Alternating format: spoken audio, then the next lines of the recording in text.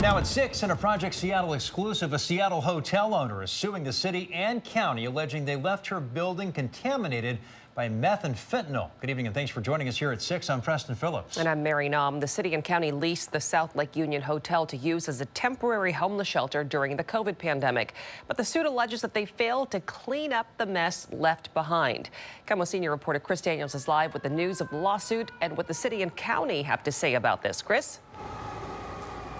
Yeah, Mary and Preston, Neha Nariya says she and her family wanted to help out the city and the county at a time of crisis, and that's why they leased out this hotel as a temporary homeless shelter. But now that the tenants have moved out, she says the property is uninhabitable, and she wants to force the city and the county to clean it up.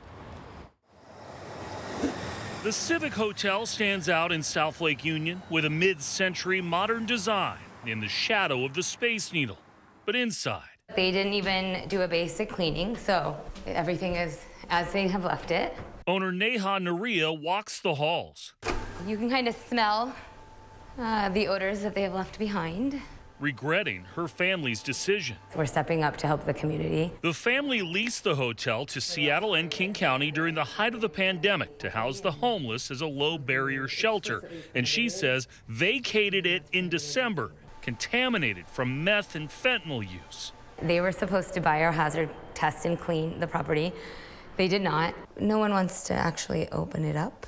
In some rooms, it is in very high levels to the degree that we will have to gut the property and take it back down to the studs. That's why she's now suing the city and King County, saying they violated the terms, even citing the 2024 death of a newborn inside the building was found with meth and fentanyl in their system. The mother was a tenant who has been charged with murder.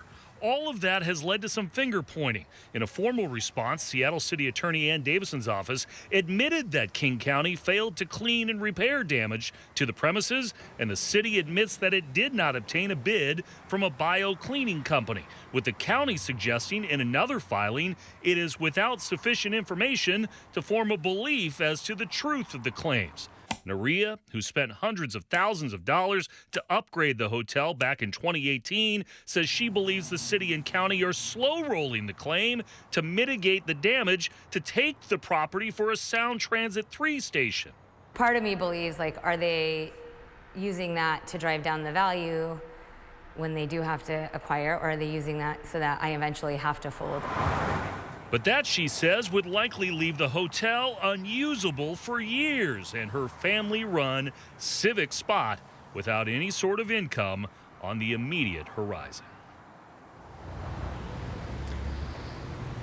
I reached out to the Seattle City Attorney, King County Executive, and King County's Civil Division for further comment on all of this. They all declined to do interviews today.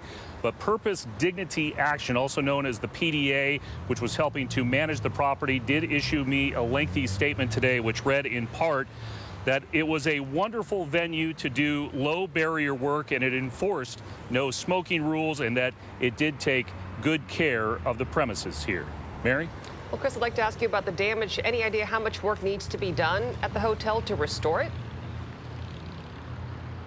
Yeah, you just heard from the owner there. She believes it needs to be torn down to the studs, that there is contamination on all of the countertops, in the walls, in the beds.